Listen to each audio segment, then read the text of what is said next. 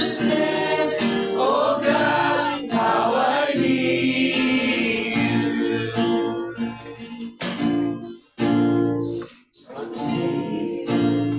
Your grace is more. Is where you are, Lord, I am free. Holiness is Christ in me. I need you, oh, I need you. Every hour I need you. My one defense, my righteousness. Oh God, how I need you. Lord, I need you. Lord, I need you. Oh, I need you. Every hour I need you. My one defense, my righteousness. Oh God, how I need you. Oh, I need you. So teach my song to rise to you.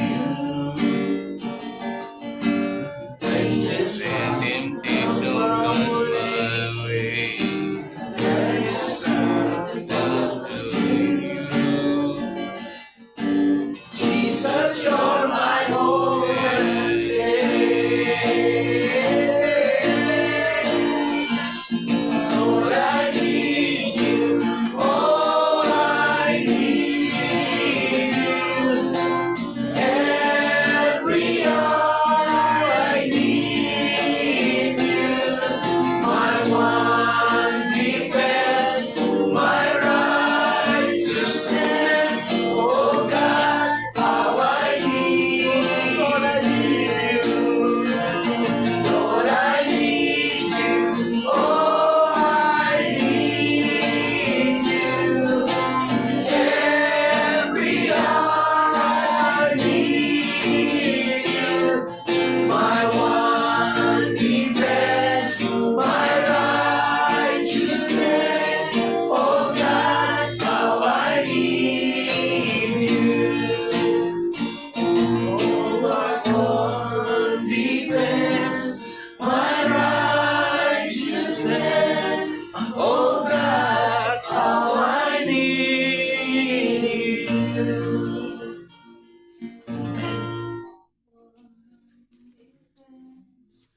My righteousness, oh God, how I need you. Thank you, Lord Jesus Christ, sa gabing ito, Panginoon. Thank you for your presence, O Lord.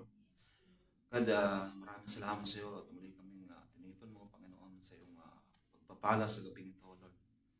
Thank you for all the blessing that we have, God. Panginoon, narito kami upang kami po ay muling magbigay ng sa bawat isa ng pagpapahayag ng banal na salita, O Lord. Maraming salamat, O God, sa mga nakadalo at nagnanais din makadalo, Panginoon. Sa gabing ito, we thankful, Lord, kasi nandito po kami. Binibigyan mo po kami ng bagong kalakasan. Your review, O Lord Jesus, God. Thank you for all the wisdom, O God. Thank you for protection, O Lord, our children, O Lord.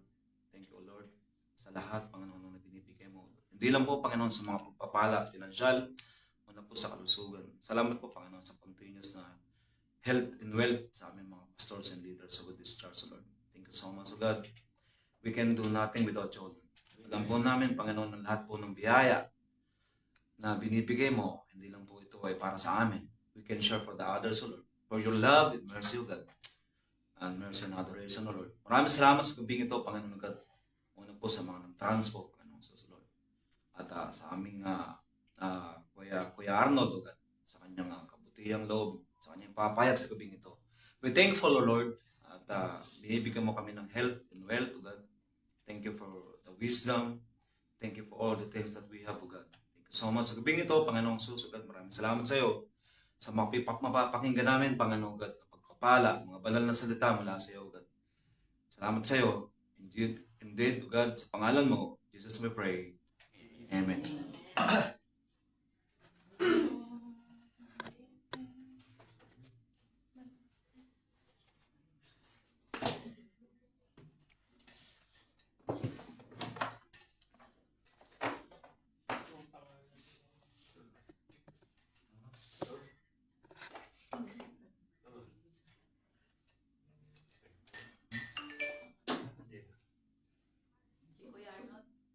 Oh.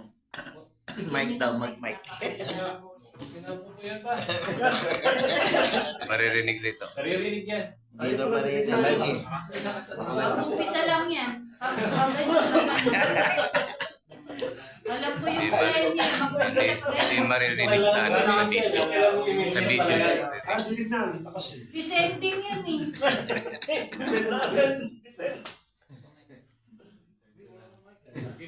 Presenting po sa ating lahat. Amen. Amen. Malakas. Lakas natin kasi tonight we'll talk about a parable, no? One of the parable from Jesus. So, and we understand that yung parables they are earthly stories that illustrates heavenly truth or there's a message to each of the parables. Actually, when I make an outline itong mensahe ko ngayon, and then I started making the outline, I read this parable. And then the parable I think we have read it, the parable of the barren fig tree. So that parable, when I started to make the outline, as I went through the message, and as it goes deeper, I realize I'm here to the message. I realize it's not for like because you need more knowledge. Why means you have to understand grace. You have to understand faith. There is an old covenant from the Old Testament, and there is the New Testament to the Gospel of John. And I stopped. I realized this is for Pastor Bernard or Pastor Ryan. But somehow I just make the outline and just help me with it. Kasi hindi siya I thought it was just a parable and the message is clear. Ganun lang. But as you go with the message, it goes deeper and deeper and deeper. Mahirap siya eh, no? But anyway, so the parable of the barren fig tree, no? The parable of barren fig tree, no? It is full of symbols, that for us to go through the words, for us to understand its meaning. And like I said, each of the parables, there's a hidden message of it, and we will see. Let's see how it was unlocked. The message of this parable. It's in Luke chapter 13, verses 6 to 9. That's you can find the parables from there. And before we start, those who have already read this parable, the barren fig tree, and it also reference or it's also the same message that our Lord Jesus Christ, when he started his first ministry. And anyone can guess for one word? The message of this parable, the parable of the barren fig tree. It's the same message when Jesus started his first ministry. And in fact, before that, John the Baptist, before he was in prison, and Jesus before the wilderness and all. Just the one word for it. That's the message.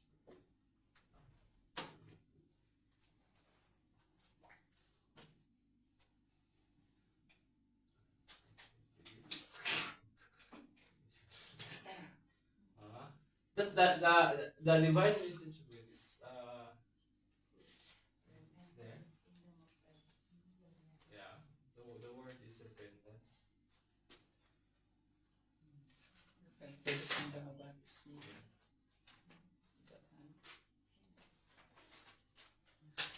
Tracks. This is a tracks. Gumawa nga ng dyan sa mamigay tayo sa bata, sa mga mall. Pero about salvation. Okay, basahin po natin, no? A certain man had a fig tree planted in his vineyard, and he came seeking fruit on it and found none. Then he said to the keeper of his vineyard, "Look, for 3 years I have come seeking fruit on this fig tree and find none. Cut it down. Why does it use up to the ground?"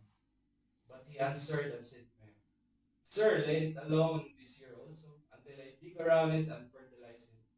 And if it bears fruit, well, but if not, after that, you can cut it down."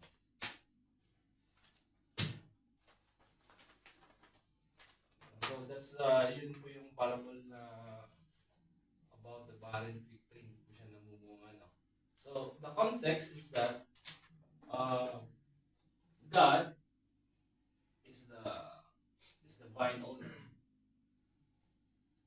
The vine dresser, of course, is Jesus Christ, and the fig tree refers to the Israel. That's the context of this Israel and us, of course, yes. So first, let's go for this context. Here, yung mensahe is the message is very clear that to the Israel, they are the chosen people. They are highly favored, where all of the covenant of God, all the prophets, they all have all the reasons to bear fruit. But they rejected, no? The vine owner is sends special caretaker to look after the tree, his only begotten son. But the tree did not respond to the caretaker. Did not pay attention. In fact, when the caretaker shows up, what the Jews did that time, they did not accept him. They did not accept him. They rejected him. They questioned him if he is the right person, if he is the Messiah, no, to take care for them. So let alone, of course, they will not bear fruit because in the first place, they did not accept the Messiah, Jesus Christ. Having said that, the reason for them did not bear fruit because, again, go back to the first sermon of Jesus. It's because of the repentance, no, that separate us from God. That's the context. But and then Jesus said to them, give to the father, to the owner, no, give another year. Give another year to take care. Baka magkaroon pa ng chance to bear fruit. No? So, from this, it becomes, like a personal for us. Like us. Because we have to understand God's judgment and God's patience is with us.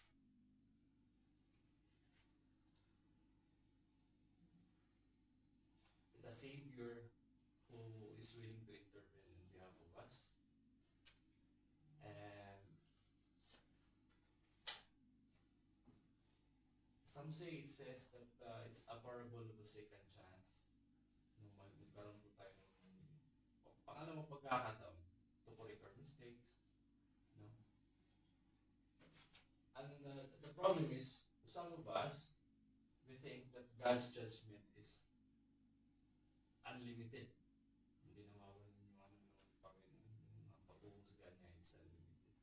Yes, God is, of course, God is eternal, but His judgment is not. You have to understand that. Not going to church every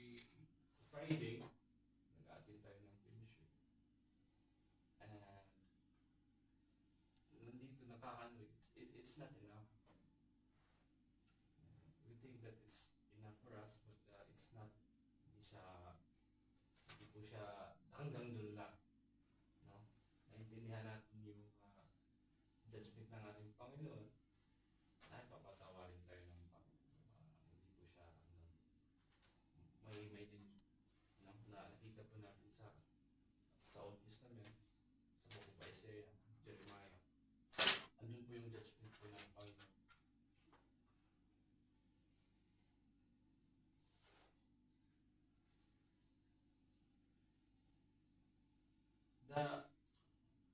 Yung repentance, I have may meaning din eh. No?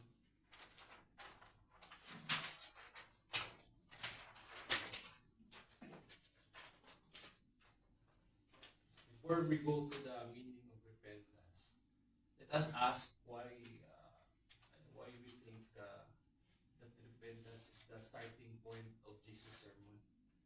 Bakit yun yung inano niya kagad? Not like when he preached, he said, ang nagawa kayo ng mabuti, do good works, love your mother, love your family, or worship me. Why we think that repentance is his first when he started his ministry? Simply because it is the entrance, the key to the kingdom. Because no one can experience God's rule kung walang pagbabago ng change of heart. Ganun po yung, for my interpretation, kaya inano ng Panginoon yung kasi para mag-rule po yung buhay ng Panginoon, ay yung God's kingdom sa buhay po natin, when we have a change of heart. Kaya kailangan mag-apalitan. And of course, po yung it's a doorway, no, to experience the life that Jesus offers for us. So, nilagay ko dyan yung biblical meaning ng repentance. Well, I was very hesitant to share this kasi it would be misunderstood. That's the main reason why I was hesitant at first to share, to make this exhortation about repentance. Because there's a biblical meaning and the unbiblical meaning, and if you don't get the correct message, the problem is we might get trapped on those. Let's go for the biblical meaning. It's a recognition of my sin, a change of mind, a change of heart, and a change of direction. Kaya sinasabi ni Kuya Manny, yung 180 degrees from turning your sin, turning towards God. So, kasama po yung tatlong factor na yun, yung puso mo, yung mind mo, your mind, there should be a new perspective of who God is, nandun po yung bago. Yung will mo should be the turning point na magkaroon ka ng pagbabago. Your will or your desire to be transformed. So kasama po siya yung tatlong bagay. Whereas, kung dito po tayo sa unbiblical, nangyayari kasi, some people, nagkasala ka ngayon. Okay? You commit sin. And then, you justify it by what? By maybe doing better. Halimbawa, nagnakaw ka ng pera sa kumpanya. You steal. You take that money and you use that money, you justify it by what? You use that money kasi nagpapaaral ka ng stalan or nagpapaaral ka rin sa mga pamangkin. So that, you think na by doing it, nandun po yung pride at nagkakaroon ng legalism because you do it by your effort. Now, kailangan hindi ako mag-charge. Magkasala ako ngayon, dudublin ko na lang. Mag-charge ako. So, I will stay in the church the whole time. Or I will take money. No problem. I will make 30% of my tithe or I'll make it half. So we think that's sometimes people they tend to go back because they think that's the way, that's the danger of repentance, no? Sa yung biblical repentance kasi sa isip mo, tatalikod ka, gagawa ka ng ibang paraan, you think that's enough. It's never enough. You cannot bridge the gap between your sin to God because of your work. It's very clear, no? Hindi po yun siya pwede. Whereas, itong biblical, nandun po talaga yung pagsisisi mo sa buong puso mo. No? Andun yung change ng direction para susundin mo yung isang you will follow someone. Totally. Godly sorrow nandun yung, hindi yung remorse. Because when you feel sorry, okay, sorry na nga. And just like Judas Iscariot, what he did, he feels sorry because he exchanged for the 30. Yes. Remorse. Nandun yung remorse niya, nandun yung sorry niya. No? He committed later on. He ended his life. So, nandun po yung danger eh. Ako yung gagawa ko ng kasalanan. So, yung biblical meaning niya, it's totally different. Diba? Galing talaga nandun yung three factor na sa puso mo, na alam mo yung grace ng Panginoon. Kasama po siya. Now, another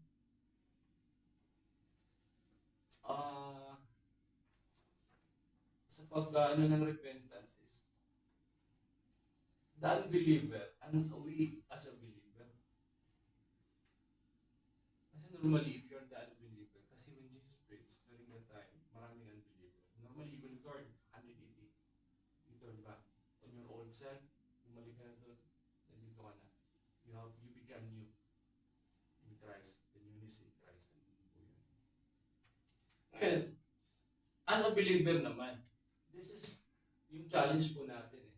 And this is when I went through the reading, making the outline, and I stopped from this, I ended up with this last message na we as a believer, yung parang revelation niya, is that ang sabi, we sin. But we lie. But hindi po pwede, I'm a liar, Lord. I confess, I'm a liar. Patawarin niyo ako. No. Ang sabi, I am a child of God. I am a new person. I was baptized by the Spirit. I am righteous. I have been made righteous by the blood of Jesus Christ. I am not a liar.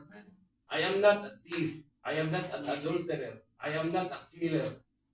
So yun po yung revelation. So when we are new in Christ, nagkaroon po tayo ng bago. At sabi doon sa verse sa Romans 6:11, napakaganda po ng verse.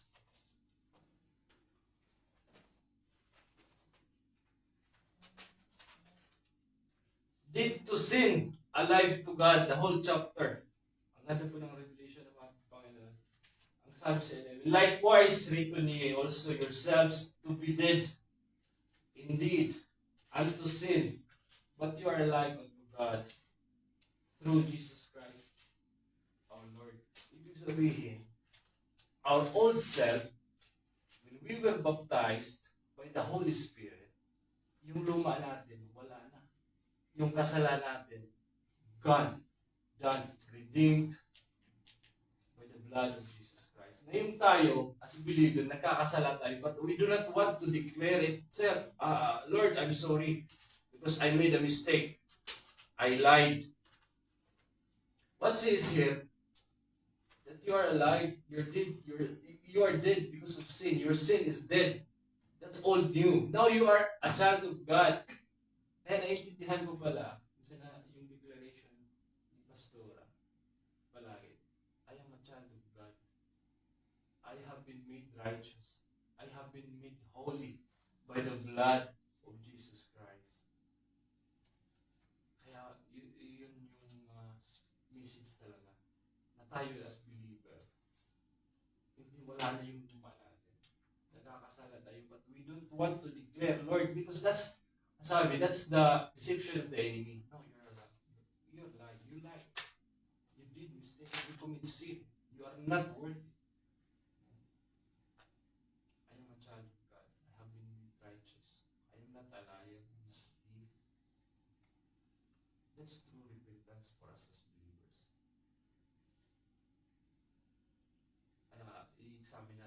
sarili natin. That when we come to God, let it be a declaration from our mouth. We see it, we declare it, na hindi na po ako makasalanan no, I'm not having made righteous. Kaya the declaration is very important because when you keep on saying to yourself, not worthy, it did make mistake, I'm not worthy to share the message, I'm not worthy to blame. The story is coming from it's going up to your heart, to your will, and you declare it. Now as a believer, we have been made when you listen. Kaya medyo, yun yung mensahe ko kasi, medyo malalim po siya. Kung talagang, pag-himay-himay, it's very difficult to share the message of repentance. But only to summarize that it is for us as a believer that we are no longer us. It's no longer before. And it's a matter of declaration. When you face God, I have been made because we understand that our mediator. It's very clear to us, no? But it should be started from the repentance because grace and faith without repentance, yung fertile ground yun will not grow. And lastly, in this parable, God demands an evidence sa ating buhay na magkaroon tayo ng good. It's clearly mentioned there, no? Na makikita talaga, there should be an evident, physical, na makikita na transformation. Ayan, yun po yung mensahe natin. Amen. Hallelujah. Very good. Ganda siya, no? Okay. Akala ko kasi yung sa Matthew, binusan ko yung Matthew, yung sa fig tree na sinabi niya, wala kang bunga. Hindi Matay ka na lang. Huwag naman sana tayo masabihan ng Lord na wala kang bunga. At mag-wither ka na lang, matuyo. Pwede niyong killers pass, no? Yun Ayun, na. yun. Killers? Jesus Christ? The victory without salt. So like first and it dried from the root. From the root talaga ang dry.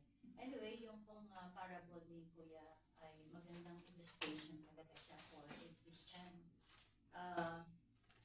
Most of the Christian nowadays, they are all grace church. It's all about grace. It's okay. It's okay that you fall short. It's okay that you sin. God is still graceful. But if we can see this parable, God is giving a time frame.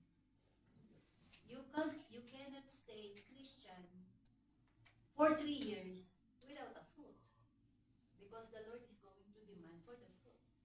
If we're going to see Jesus Christ when he did his ministry for 3 years, then so Judas Iscariot, he served with Jesus Christ for 3 years. On the 3rd year, it exposed who he was. So there is a time frame. No? I don't know if we can apply it. 3 years, wala ka pang bunga. Chap-chapin na. No? Kasi if a person is truly repentant, you cannot deny the fruit. Sabi nga, the Holy Spirit is there, so it is impossible for you not to bear the fruit. But sometimes, even the Holy Spirit is there, but we are rejecting it. We're not yielding to the Holy Spirit. We don't listen to it. Kaya kasi, di ba, in-explain nga din yung do not be, led by the flesh, but be led by the Holy Spirit. So, it is napakaganda, no, as Jesus Christ. Siguro applicable for the pastor din to, no? Huwag mo agad bunutin yung halaman. Sabi niya, no Lord, give me 3 years, I will cultivate it. Isn't it? So, same as Jesus Christ. During that time, for me, siguro hindi na si Jesus Christ ang nag-work eh. Kumbaga wala siya ngayon dito, di ba? So dito, sino yung mga vineyard ngayon? We ourselves, we are the vineyard. So if we have someone na gusto natin na mag-grow, i-cultivate natin, yun yung Timothy. We are, sabi nga, i-Timothy mo eh. I-train natin para mag-grow siya, mag-bunga siya. Kapag kayo hindi nag-bunga,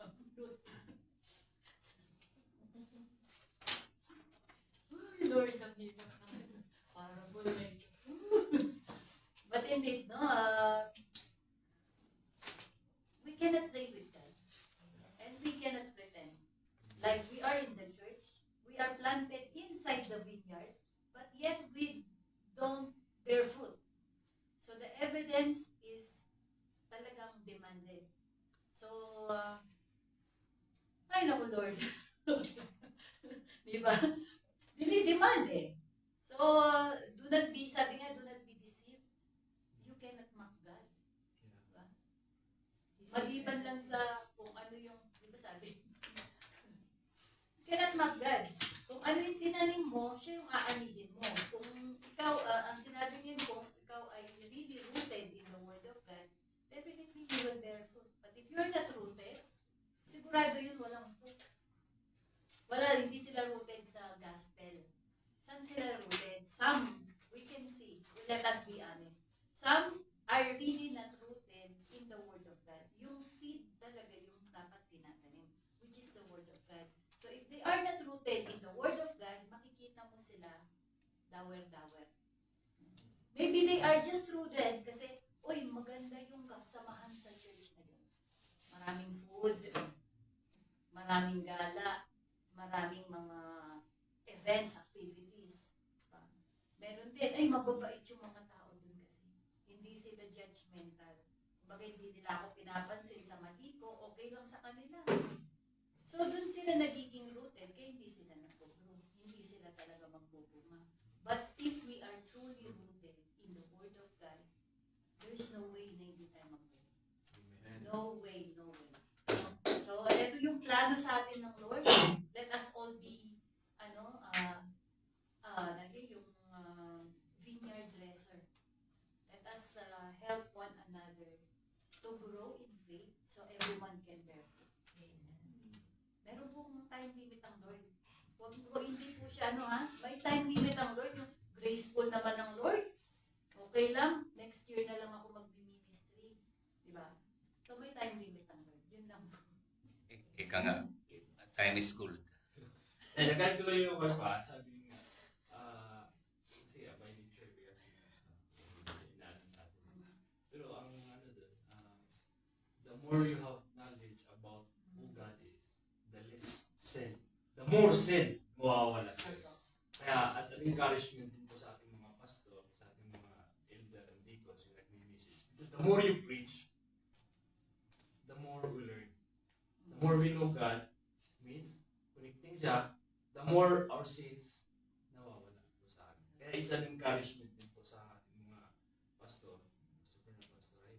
The more you preach, Akala ko the more the more we know God, ay yun ang isa din yun na mawawala yung mga you turn away from sins when you learn more God. Yan tuloy. Sabi ko sa iyo may marami nagre-request na mag-vlog tayo ulit Ayan nga yung tinatanong ko, ba't natigil? Lagi pinagpipre yun, umaga. Sila tita. Ano nangyari? Ba't nawala na Every yun? morning, wala na. Lagi kwinditik yun eh. Amen. Okay, sa akin naman po, yung fig tree talaga, sorry yung fig tree represent doon sa people na believers. Unbelievers? No, believers. Yung mga tumanggap, yung fig trees, ang piniportrait niya is yung mga people na tumanggap sa Diyos. Kumbaga, ikaw, nagtanim ka, ini-expect mo, mamumunga tong tree na to. Kung tinanggap mo si Jesus, ini-expect niya na mamumunga ka. Hindi, si fig tree hindi para sa lahat ng tao. Kundi, doon sa nag-confess na, Lord, ikaw yung Lord and Savior ko. So, okay, pag kinonfess mo yun, inaasahan niya na mamumunga ka. Tapos, yung owner, siyempre si God. Alam niya, kumbaga, talagang andoon yung nung ginawa ka, yung kumbaga accountable kasi siya nung kapag nagtanim siya, kailangan mamunga to, may mangyayari to sa tinanim niya. Si gardener naman po, di ba, si Jesus, doon, di ba, siya talaga yung, sabi niya yung, i-fertilize niya, kasi gumawa siya, kaya nga siya bumaba dito eh. Kasi gusto niya, masave talaga, at gusto niya, mamunga talaga yung mga tao. Yung 3 years, yung 2 years naman, is enough na yung sufficient time para mag-work talaga tayo. Sabi nga, ano talaga, tulad ng sinabi ni Kuya Aldon, andun yung repentance, andun yung faith, andun yung obedience, at saka andun yung good works, the product of being a Christian. Apat talaga sila. Repentance, faith, obedience, and good works. Tapos yung extra year is a sufficient, kumbaga, ang grace and mercy. Tulad na napag-usapan namin ni Pastor kanina, yung grace, hindi siya habang buhay. Grace is not unlimited. Meron siyang certain time frame. Bakit? Ba't ko nasabi po? Sodom and Gomorrah. Noah's Ark. Yung kay Moses, di ba yung kinain yung mga nagrebelde sa kanya, ibig sabihin, hindi unlimited yung grace ni God. May time frame ka talaga. So sabi ni Pastor Romero, parati yung sinasabi sa akin, kwento niya, your Facebook is look like Christian, but you are not. Buti pa yung Facebook mo, ang dami mong pinopost na Bible verse, pero hindi naman namin nakita sa'yo. Hindi mo naman yung pinamumuhay, iba naman yung ginagawa mo. So, eto po talaga, ang sinasabi niya, kung tinanggap mo ako, dapat mamunga ka. You have to be, bear fruits talaga. Yun talaga yung, Kaya sabi nga, yung grace, kumbaga yung time frame, tama na yung may panahon na dapat mamunga ka na hindi walang hanggan, hindi dapat unlimited na hintayin ka namin kung kailan ka mamumunga. Hindi siya ganun. Kailangan mamunga ka agad. Kung mas maaga, mas maganda, di ba po? Kasi yun nga, sa salita ka lang Kristiyano. Minsan nasabi nga, sang luso ka lang Kristiyano, hindi sa puso. Diyan po natin ipapasok muli na may personal relation ka kay God, private and public, makikita ang outcome nito. Yun. Yun ang isa.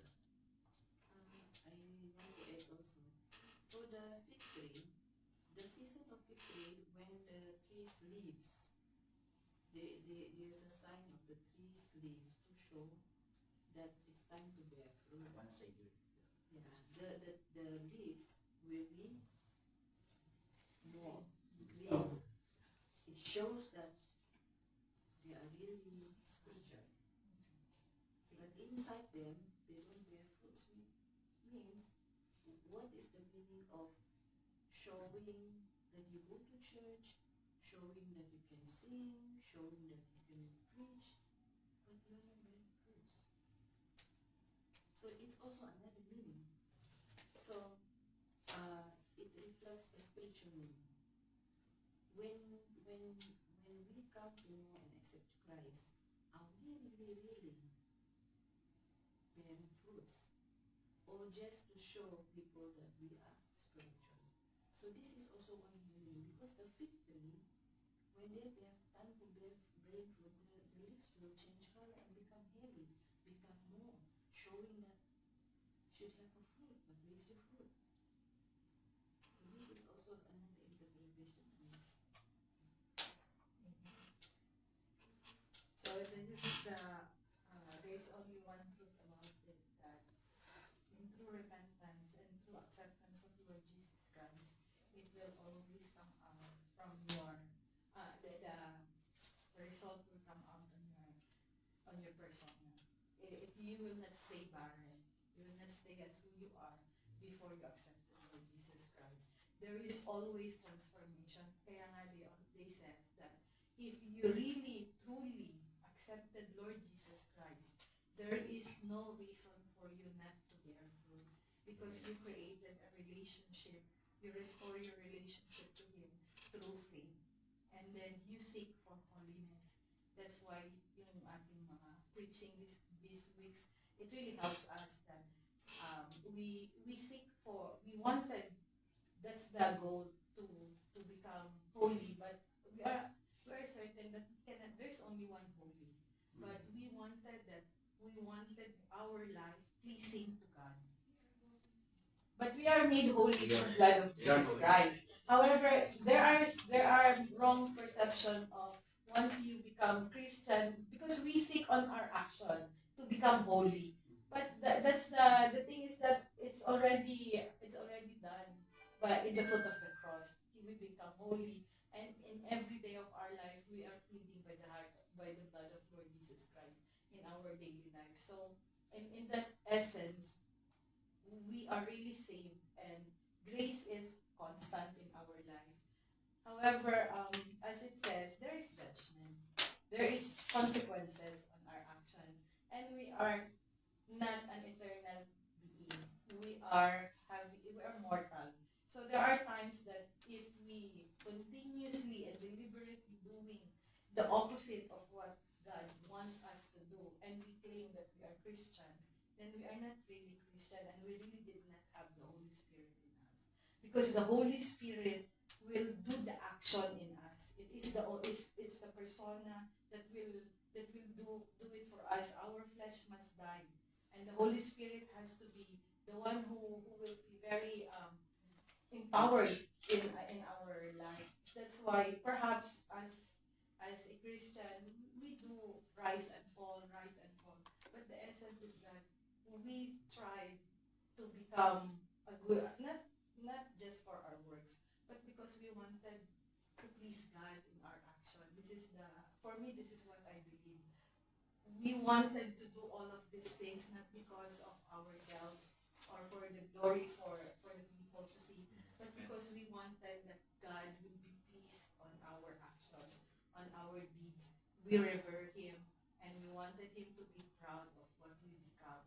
So I think that's the transformative soul and spirit that we wanted, and we wanted as a, not a goal, it's vision. As the pastor says, it's a long-term goal. It's more than it surpasses the goal. So that's it. Everything we do, we always consider that is the Lord will be pleased of what I'm going to do. So you have to always consult yourself. Is what I am doing now is pleasing to God? Then in that moment, when you have a good relationship, you already establish a relationship to your Creator. You will understand what are the things that doesn't make Him happy, and what are the things that makes Him sad in your daily life. So I think that's one of the manifestation of true transformation in our life. If we serve God as a living sacrifice of ourselves, and that would be all.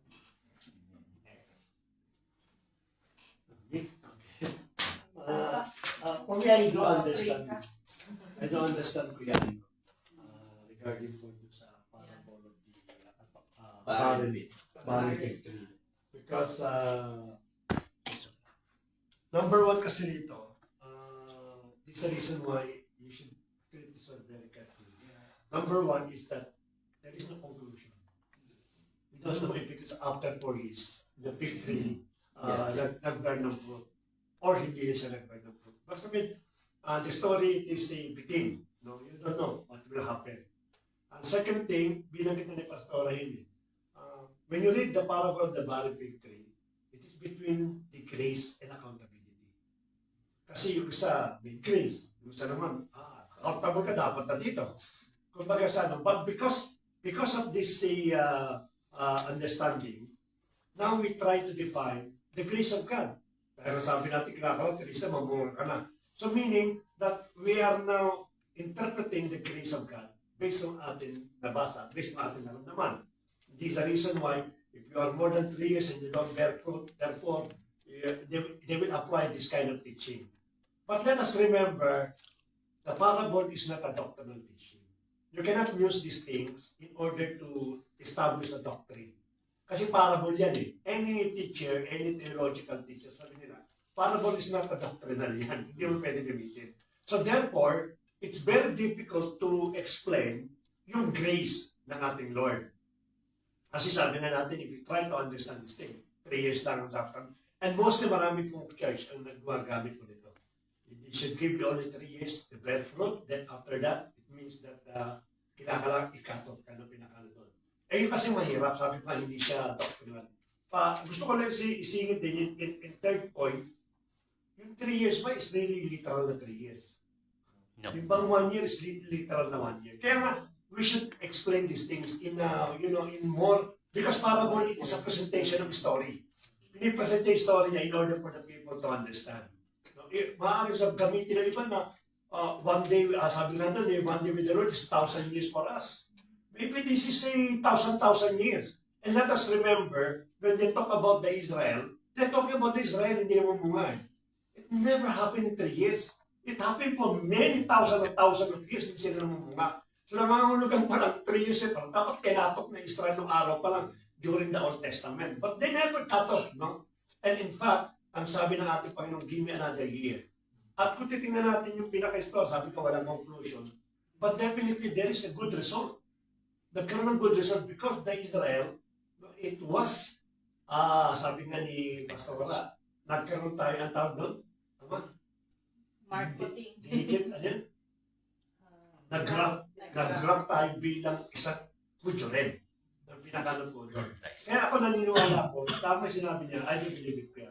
It's very difficult to explain. It's very difficult this thing. But the most important here, yung grace ng Lord kasi, ang pinakita nila ito, yung grace ang pinakalang. Of course, hindi natin mababalaw yung accountability. Definitely. Alam niyo po yung grace kasi, it applies only for those people that really committing sin unintentional or because of the testing.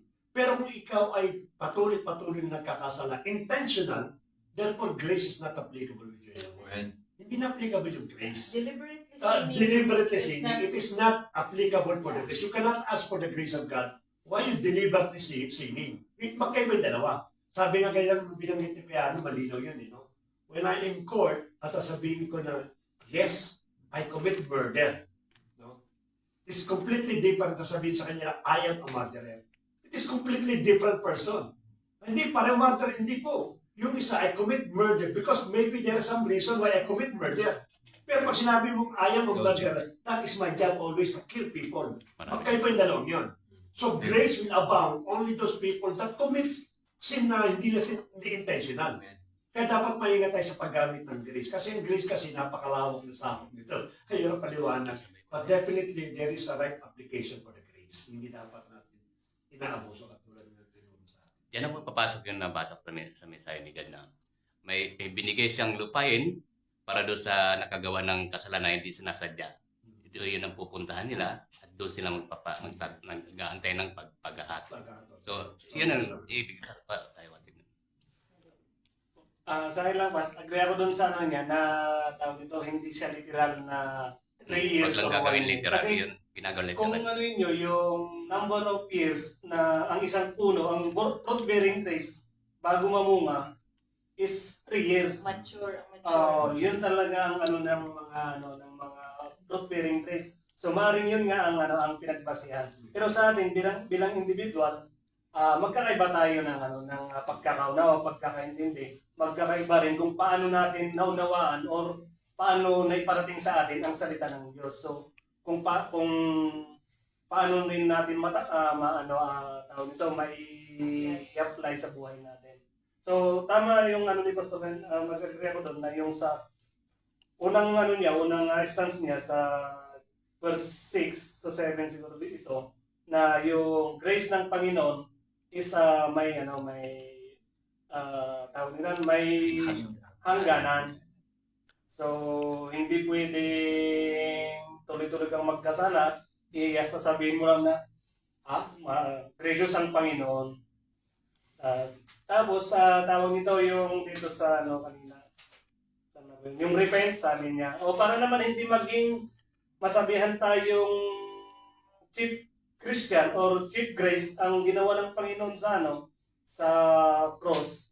Yun kasi ginagawa ng iba na para makaakay.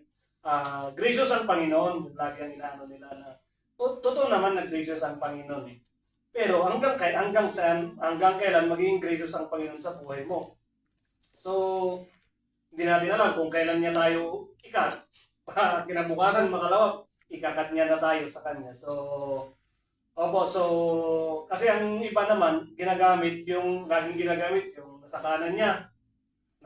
Humingi na ng tawad, that's it. Iba naman yung sitwasyon niya noon. Iba naman yung sitwasyon natin ngayon na nagkikilala mo na ang Panginoon, but then continuously sinning ka naman. So iba yung magkaiba sila. So yung sabi nga ni Pastor, yung grace ng Panginoon is napakalawak ng explanation o ng sakop. So Sovereign. magkakaiba yung pagkakaunawa. But yun, yung 3 years na yun and 1 year, hindi siya talaga literal na yun yung dapat mamunga ka na or mature Christian ka na or ano na. But yung pagbabago sa atin, yung 180 degree na pagbago is dapat makitaan ka rin naman talaga dapat. Kasi tawag nito, parang ang hirap naman kasi na umaattend ka. Para saan yung pag-attend mo or para saan yung pagpagal mo. Depende rin sa intention eh. Minsan sa intention din kasi. Kung yung intention mo is may iba kang intention, maaaring wala ka talagang magiging bunga. Pero kung yung intention mo is to grow, then to know more sa Panginoon, meron pong pagbabago sa atin. So, yun po. Glory to God. I was idagdag ko lang po, second emotion sa akin. Yes. Biblically, we cannot choose this parable actually. But these parables look like there is a word, repent. Repentant kasi, when we say repent, it's like a signal or a bridge factor to become holy or righteousness.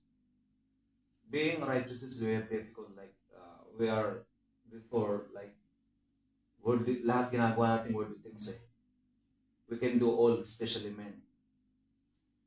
And then, mahirap, it's difficult nga na baguhin mo agad without repentance. So, kung nag-repent tayo, means doon siya nililinis by the blood of Jesus. When we say blood of Jesus, it's paid. Napakahirap po ng ginawa ng Panginoon kung makikita natin. When we say Jesus Christ, when He was crucified on the cross and died, really, you become a serious Christian.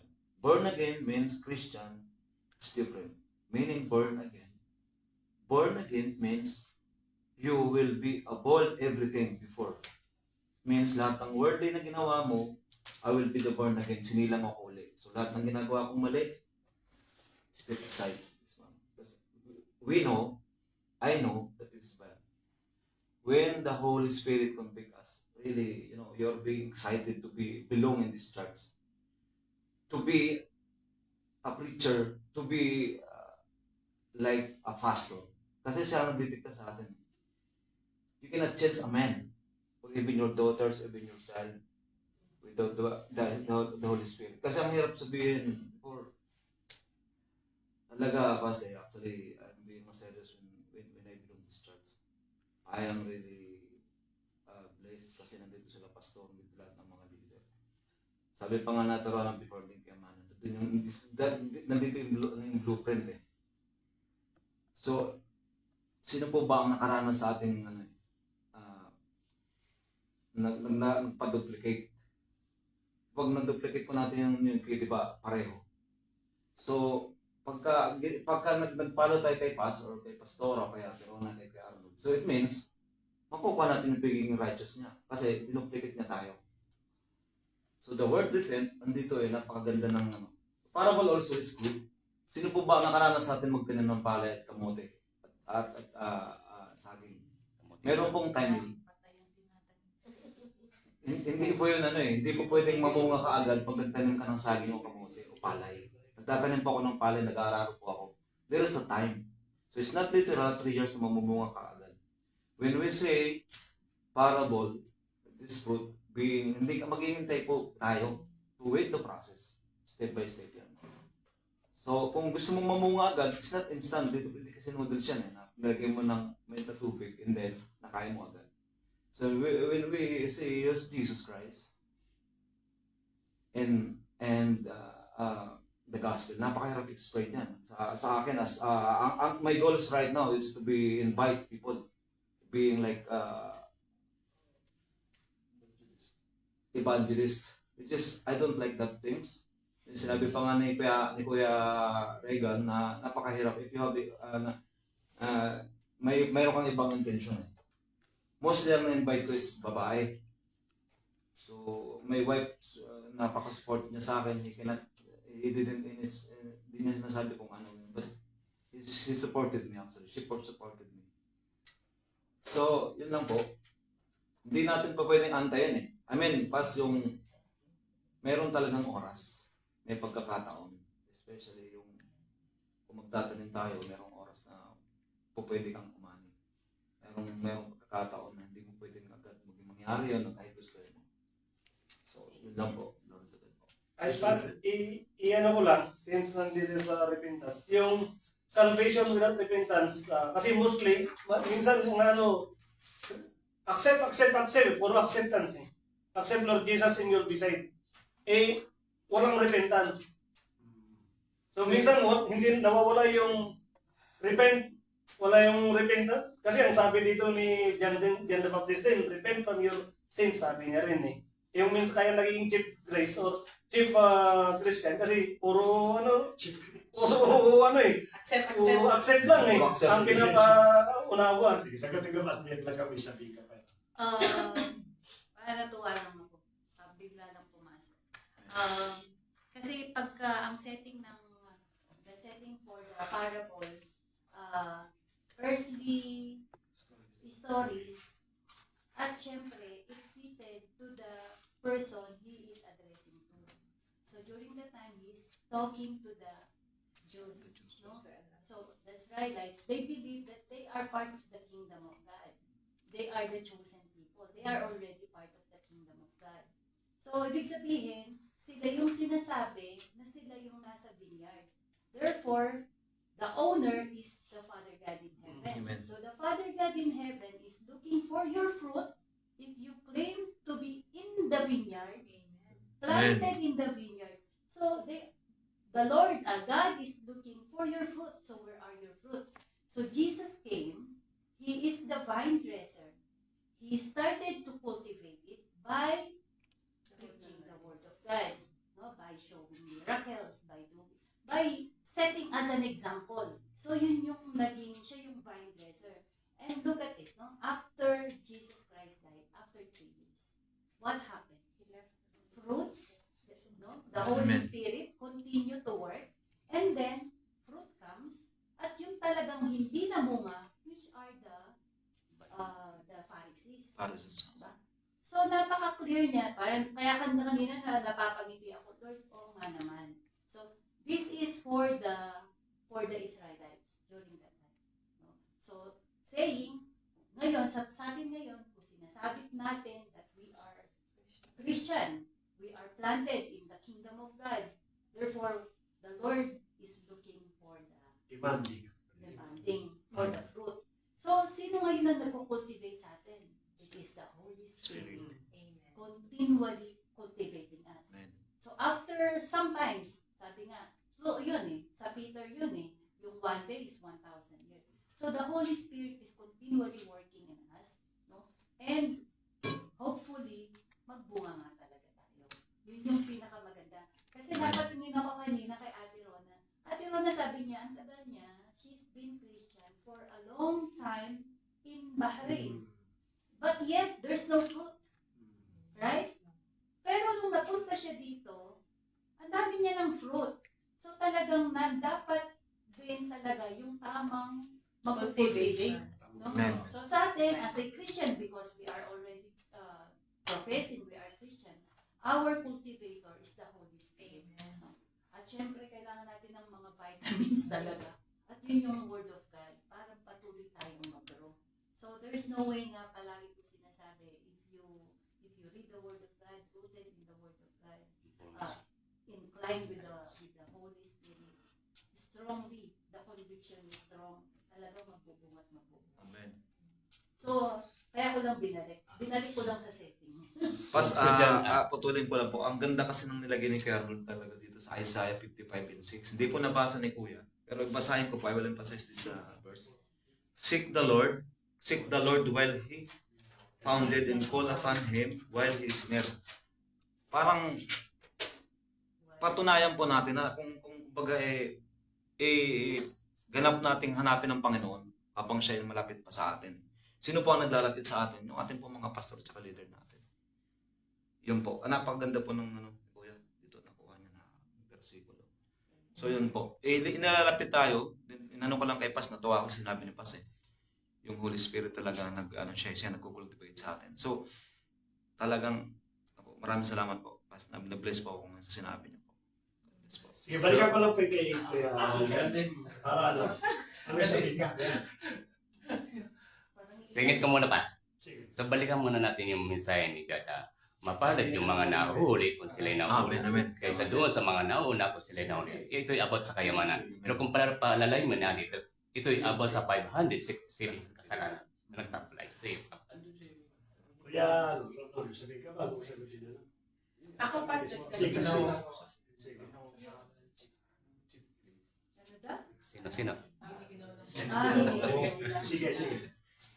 Dun sa parable, there is two main key that which is really evident. That there is grace, but there is also judgment. So that's the thing that we have to understand as Christian. That it's not only about grace. There is always accountability on our action.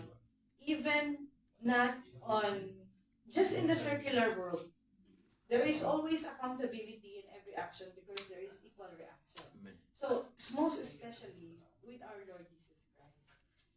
And God the Father is a very jealous and angry God because He gave Alatul the judgment. If He's not pleased of what you're doing, He will judge you. But when Jesus Christ came, He gave us the grace. But in this parable, it is clear for us to understand that though we are given grace, there is also Amen. consequence and judgment in the end of the time. To say it's not forever. We are not an eternal being. We are mortal. So as long as we live, at least we please God as a living sacrifice. It's not easy though. That's why it says the righteous person is not walking in the right. It's choosing to rise and fall and rise and fall. Your willingness to always do the right thing. Because we're not gonna be perfect. Kaya tama sinabi ko na yan. The just shall live by faith. Faith. Okay, sabi po ni Kuya, tanggap-tanggap daw, chip nagiging chip. Actually, ako naniniwala, it is not salvation. Let us remember, binanggit ni Kuya ulit, the first doctrinal teaching of the Lord Jesus Christ, or preaching, repent. Yan kahagas mo, gano'n niya. Repent, sabi niya gano'n, because the kingdom of God is at hand. Sabi na nangangulugan, napaka-importante po ng repentance. Amen. You cannot claim that you have salvation just only merely saying like, I believe the Lord Jesus Christ, I accept the Lord Jesus. Kinakailangan talaga, it must be repentance first. Yun ang pinakano po doon. What is the 3 stages nung ating pong salvation? 3 stages. The number 1 is, of course, the number 1 is repentance. This is what happened to the thief of the cross. No? When he acknowledged that he is a sinner, that he believed that the Lord Jesus Christ is the only way, it means he repented. Yun ang pinakano. So there is a line between unbeliever and believer. The first stage na ginawa niya, when he repented, he went to the family of God. He became the member of God. Like us. Amen. When we repent, Amen. we become the family of God. Binanggit niya po, there is no Condemnation. there is no condemnation because we become the family of God. But the only difference, yung tip of the cross namatay. Diba? Doon lang siya sa repent at namatay, of course, he will go to heaven. Kaya tayo buhay. So what is the next stage? The next stage is sanctification. So when you open the door of repentance, you are now walking to the hall of sanctification.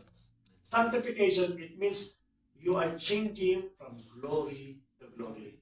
So while you are working, nakikita yung pagiging bunga mo ng Kristiyano. And this is the reason why some church, they're looking for ay, niligtas yan. Because you cannot see in his life or in her life. Kasi you are in the process of sanctification. All of us now, we are walking in sanctifications. No? Kaya nga, while walking, ang isang tanong ng isang nagtuturo doon, it is possible to turn back and get out again from the sanctification. Sabihin, bedo yan ng repentance, pwede mo buksan ko. Yes, you can. Kaya nga sabi ni Moses, sabi Moses, Do not blot out. do not blot out my name in the book of life. So, yung mga mulungan, it is possible to blot out your name. Kasi bakit? While you are walking for sanctification, may trials, may problema, etc., ay mahaba pa yung nilalakad mo, parang si Pablo. So what you'll do is, turn back, you go out again from the hallway. Diba?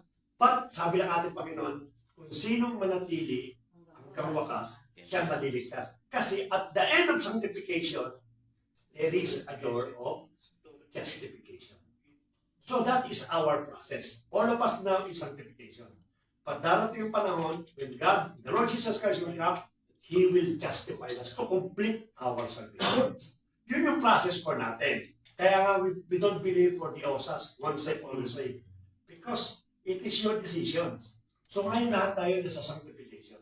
Ito ang pinakanan natin. Kaya nga, the more that you become involved sa ministry, the more you become involved sa Bible, your life is keep on changing and changing and changing. Kaya labi doon, kawagis ka ng mukha ng ating Panginoon. Why? Because you continue walking the whole of sanctification. Amen. So, hindi siya cheap, ha? At saka walang overnight. Parang overnight. Kaya dagdag ko lang Pasko yun ha. Sabi nga, dun sa nakalimutan ko, para ka daw mag-bear ng fruit, may cultivation. Hindi, kumbaga, di ba, merong fertilizer, may watering, di ba? Tulad ng mangga, andyan lang yung mangga, hindi yan mamumuha kasi kailangan mo siyang i-spray. Di ba? Matagal ka nga Kristiyano pero hindi ka nag-differ, hindi ka talaga mamumuha. Yun lang po yun, di ba po? Magbunga ka man ng kulang sa so, Patay. ganun. Patay ang bunga. Yan, differ talaga, di ba? Di ba Gagalit sabi ang nga dun sa ano, di ba? Kailangan, sige, bigyan mo pa ako isang year, ako magkukultivate yan para mamunga. At maka-curse ka din pag nag-pretend ka. Dagdag ko lang po, no? When I was 7 years old, kasi nagtatanim po talaga ako. Merong tinuro sa akin ng inay. Pag nagtanim ka ng saging, hindi mo basta yan ibabaon. Gagawa ka ng butas bago mo siya ibaon. Why? This is the foundation. Doon kasi nakukuha ng saging ang mga mineral. So, maganda ang buhay. So, it means, if we learn or listen the gospel of God from our pastors and leaders, doon po tayo mamunga. Doon po kakaroon tayo ng bunga. While I was involved in this church, kaya nakita ko si Kuya Arnold eh. Kuya, I would like to say in front of our great men. Kasi, nung first na nagkita kami nagkaroon, nung Kuya, first time ko na dalo. Hindi pa si Kuya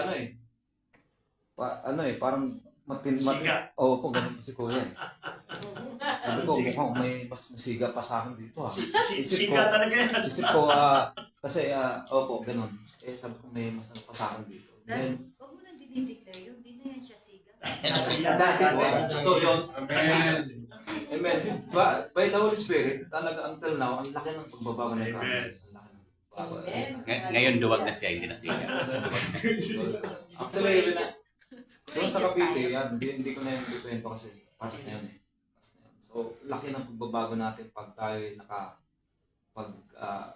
nakapakinig o nagbabasa ng Biblia. Hindi po ako sa naiingit kasi ang aking mga pinsan yung mga pastor sa Cavite. They have jars. Maganda rin maging inspirasyon ng inggit minsan. And actually, yung Negatibo ang inggit kasi ano yan eh, injection ng enemy. Ang inggit. The word inggit is not about biblical. Hindi get inspired. Inspired. Kung gawin mo inspirasyon. Negative Yun po. So, ang laki ng tinan mo, kaya nakikita ko talaga. So, thank you sa Panginoon. Thank you sa Panginoon. Ito, farmer ito. May sabi ka. Farmer. Parang Hindi, natandaan ko lang po si lola ko. Marco. Pag nag-aalaga po siya ng halaman, pinuputol niya po yung mga patay na po na... Marco Ting. Mga patay na po na parts. Kasi pag iniwan niya po doon, dito sa atin. Parang, The fire. parang yan. Tama. Parang na yung lola ko eh. Ate Ivy, amagin na ba? Parang na yung Biblical naman yun, ang sabi. Kahit Kapag na- hindi namumunga, tinatagyas. At saan tinatapon? Sa apoy. panggato. Yun nga, meron nga parable na pag-attend nila is na late yung attendee. Tapos, they are thrown. Ten Ay, virgins. just virgin. Yeah, they are thrown in the lake of fire. Oh, yun ang masakit.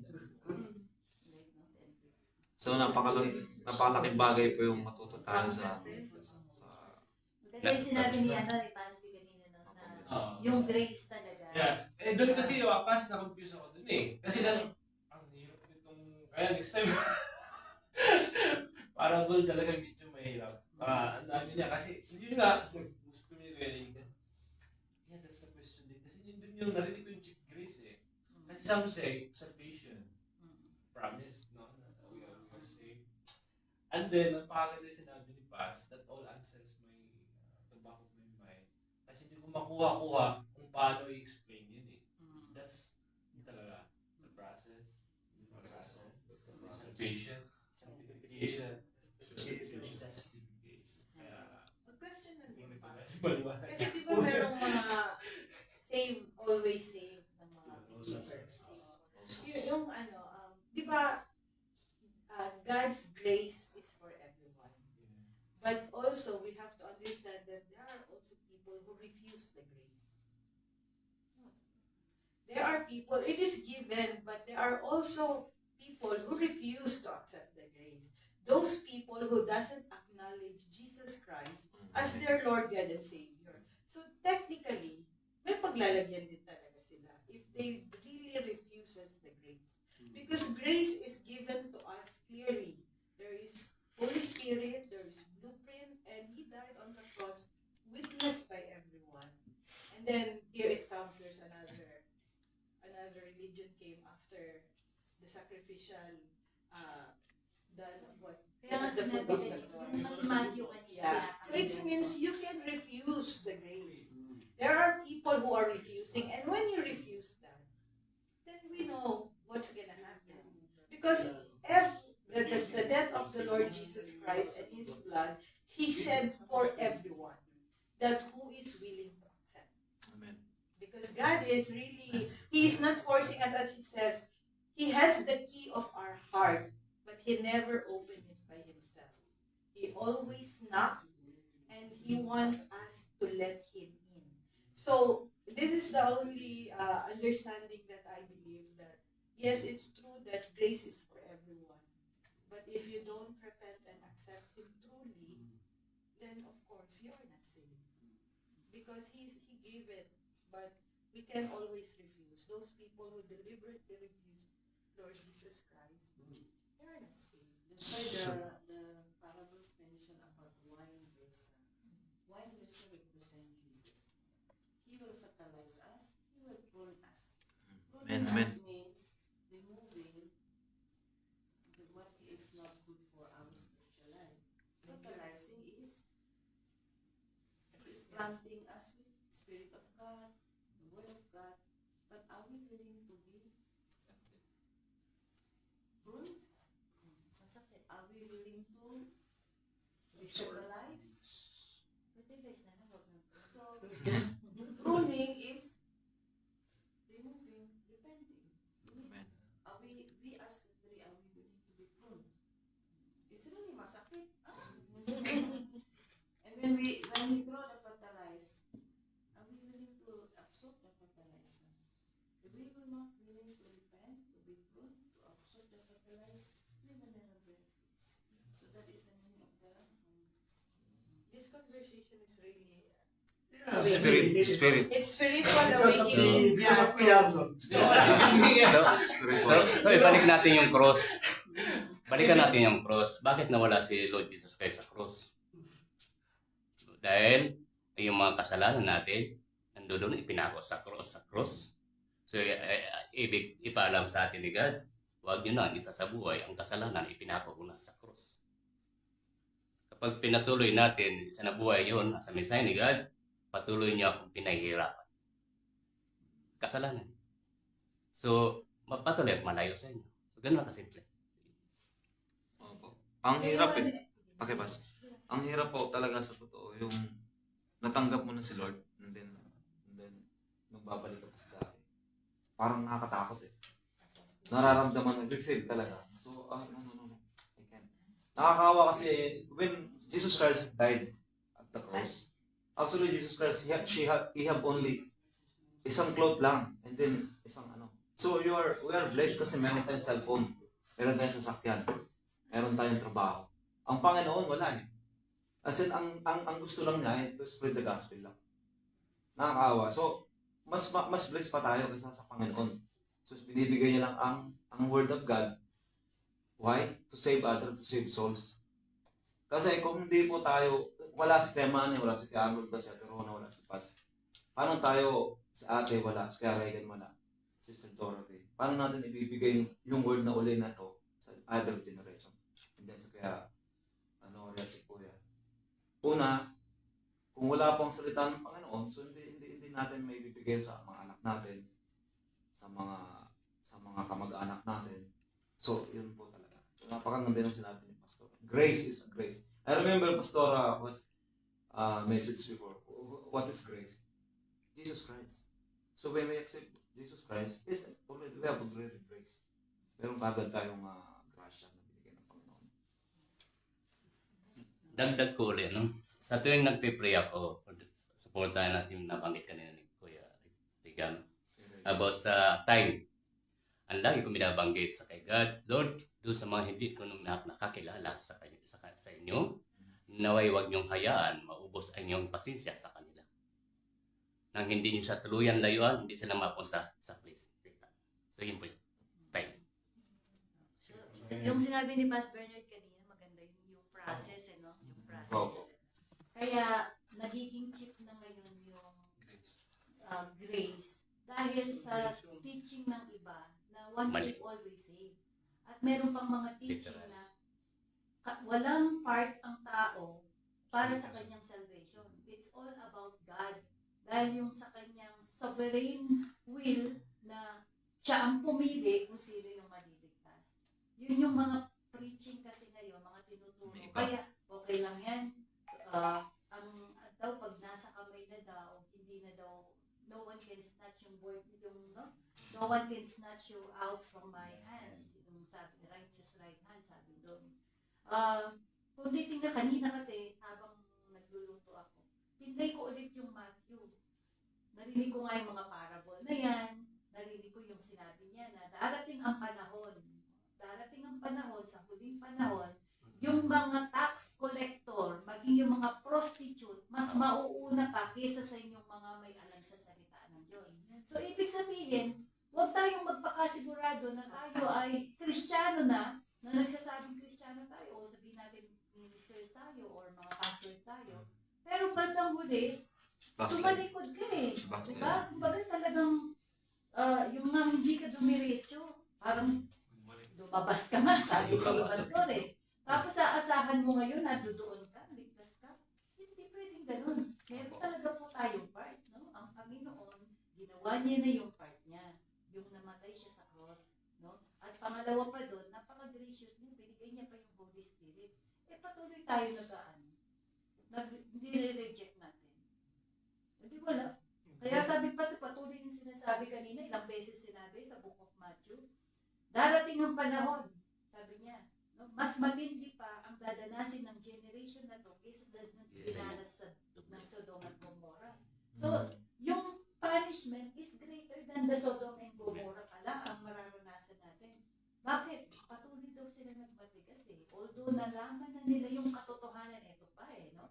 Kristiyano na tayong naturingan, ay save na ako. Hindi, ang sabi, the more pa pala ang parusa dun sa taong nakakilala at pagkatapos tumalikod.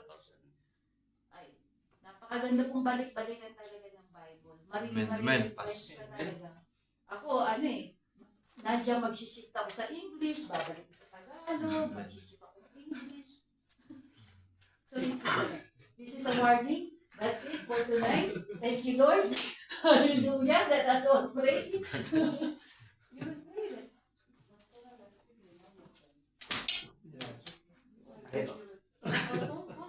Sige, sige, let us pray. So, let us continue to ano ba? Di na tayo nakapag...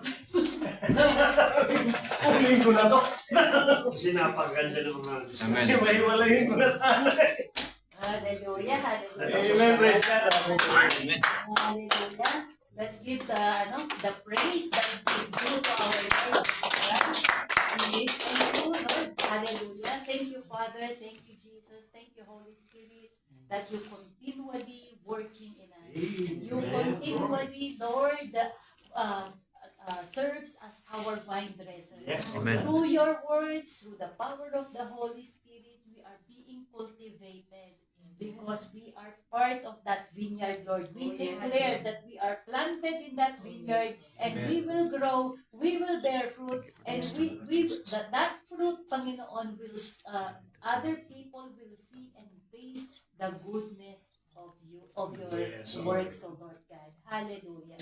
Indeed, Lord, words are not enough to thank you for this fresh revelation. Thank you, Lord, for the life of Kuya Arnold that you use as your mouthpiece. Amen, amen, amen. Thank you for his humbleness. Yes. Declaring, Panginoon, confessing that he is not able to clearly explain this parable, but through the collaboration, through the revelation that you have imparted to each and every one of us, we have come to one message, Lord God, Thank you so much. to repent and to continue to grow,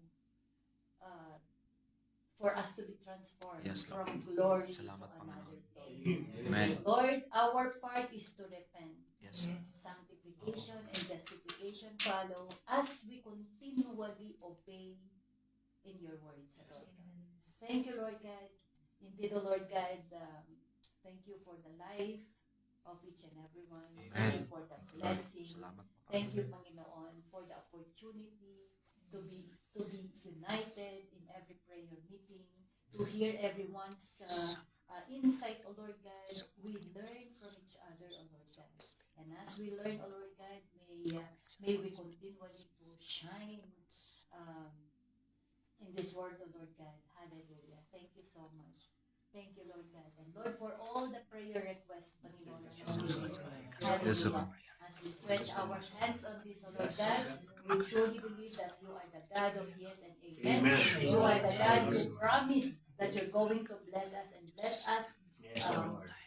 bountifully, O Lord, in Jesus' name. Hallelujah. Lord, Hallelujah. you, O Lord, you said that you by your stripes we are healed. Yes, Lord, there Thank are you for prayer this requests here about presence tonight. healing. Lord, we claim, Panginoon, that your hands is not short to Yes, touch Lord. and reach and heal those people who are sick right now in the mighty name of Jesus. Amen. Hallelujah.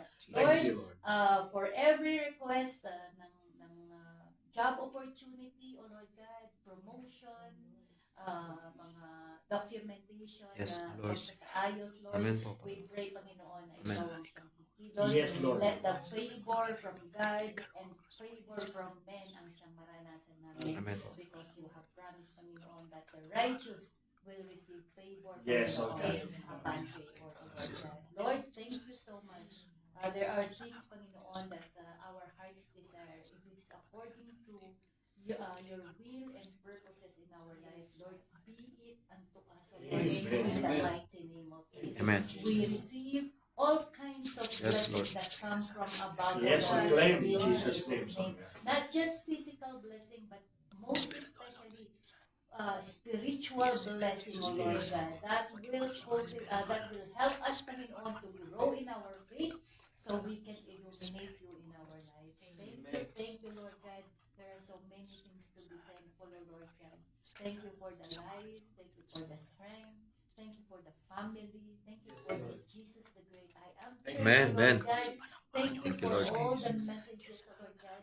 Thank you for the care, yung love, Panginoon, na nandito sa iglesia nito. Salamat po. Thank you for the opportunities, Panginoon, that you have given to our brethren, my daughter, Panginoon.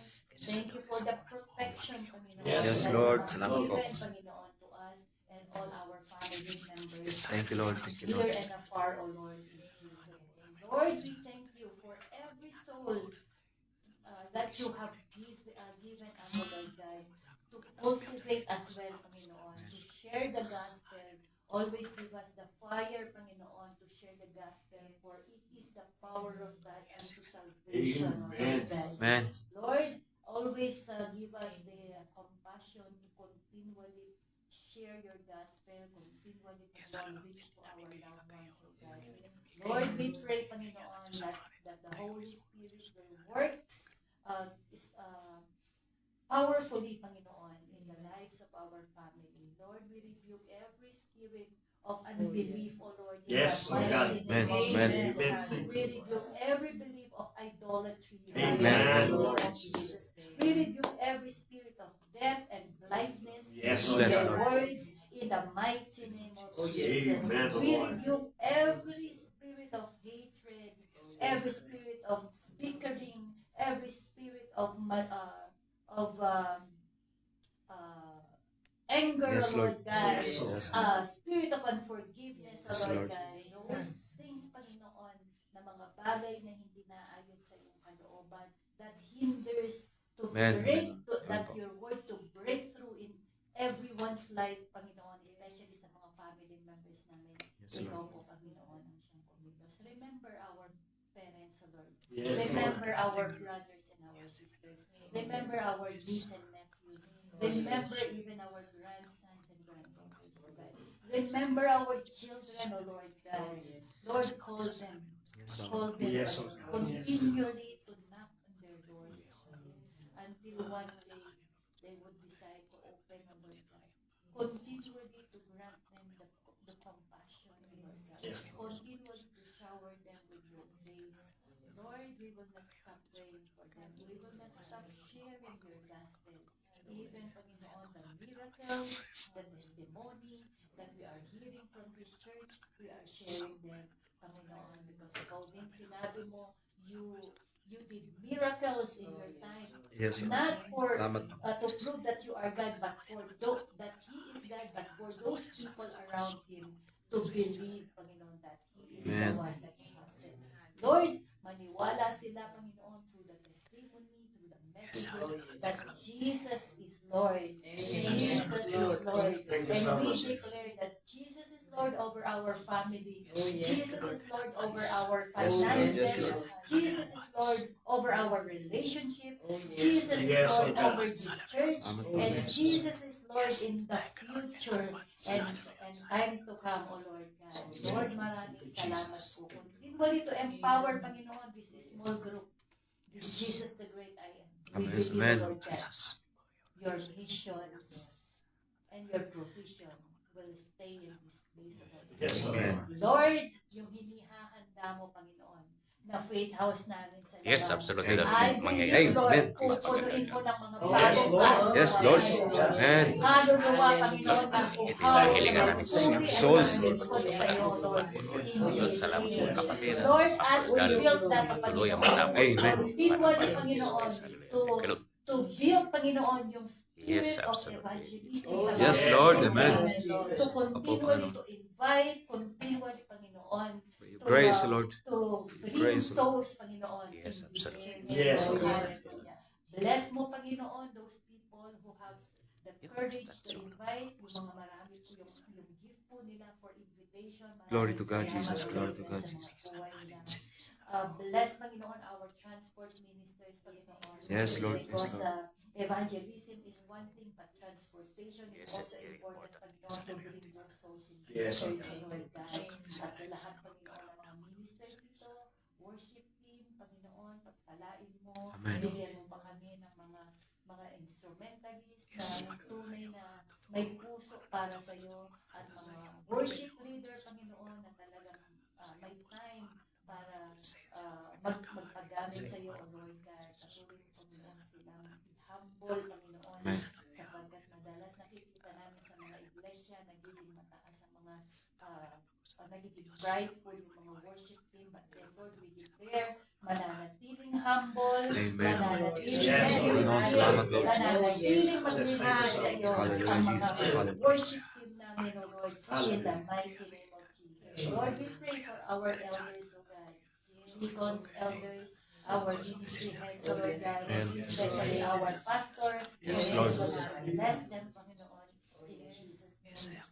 Continually, Panginoon, to strengthen our faith, Panginoon. Sometimes, Panginoon, troubles in life shaken us, but because we know that our foundation is our Lord Jesus Christ. Lord, we declare that we will never be shaken in the Amen. mighty Amen. name of Jesus. We will stand strong, O Lord, in every day of our life because Yes, we Lord. have Jesus as our foundation. We will continue to wave the flag of victory, which is our Lord Jesus Christ. And the enemy sees that we are waving that flag of victory, O Lord God. Nothing can touch us, nothing can harm us, nothing can stop us from serving you because you are already our life, O Lord God. Salamat, salamat, Panginoon. Lord, again, we declare victory Yes, for absolutely. tonight and We are tomorrow, victorious Panginoon, today. sa aming Tomorrow, worship service. sa labas ng We bahay ng bahay. claim, Panginoon, the working of the Holy Spirit, Amen. Panginoon. Amen. The presence of the Thank you, Holy Lord. Spirit will be in this place, O God, in the Lord, mighty your name presence of to Jesus. Let your corporate anointing be with Yes, our amen. ministers tomorrow in Jesus' name, especially with our Pastor Bernard, Yes, who is Lord. going to deliver the Amen. message. Lord, give him the sharpness of mind, Panginoon. Amen. Give him, Amen. Panginoon, the knowledge and the wisdom. Give him the anointing from head unto his toe, O God, sole of his feet, O God, in the mighty name of Jesus. Let only your word be spoken tomorrow in Jesus' name. Hallelujah. Hallelujah. Hide him, Panginoon, with the mighty wings of God in Jesus' name. So only your glory will be seen, O Lord. Will be magnified, O Lord, in Jesus' name. Lord, debase him so you will only be glorified, O Lord. Yes, in absolutely. Jesus' name. Hallelujah. Lord, as he speak tomorrow, let a strong conviction of the Holy Spirit Yes, absolutely. be in the midst of us. Ang powerful Lord, word, Panginoon, ang siyang mag-change ng Yes, aming salamat mind sa Holy Spirit. that lead us to repentance.